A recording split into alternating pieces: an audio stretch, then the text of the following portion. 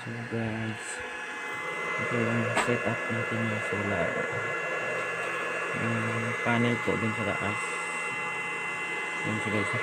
Pinangalanan ko siya dahil lagyan ko siya para malaman nila kung ano yung unang papakayin.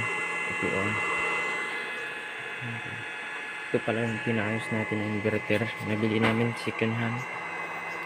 1.6 tapos pinayos ko siya kasi nasira. Yan yung battery ng 20 PAH na ito.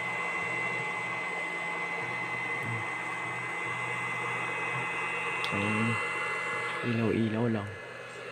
Pero meron akong 12 volts watch. Dalawa. Bali, yan po yung isa, 12 volts. Yung ginagamit ko. Ito naman sa inverter na ito nakakonect.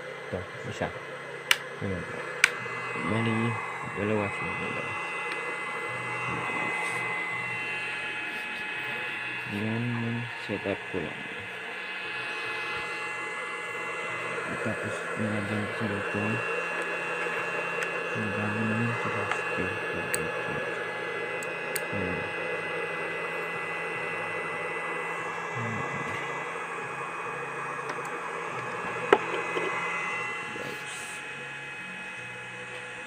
Ito yung hindi pa natin natapos.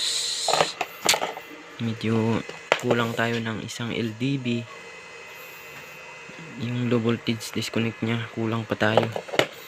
Tapos ginamitan ko lang siya ng relay na ganito. Sa pang motor yata to. Yan lang po ginamit ko. So yung battery doon ginagamit ko pa sa ilaw. Yan guys.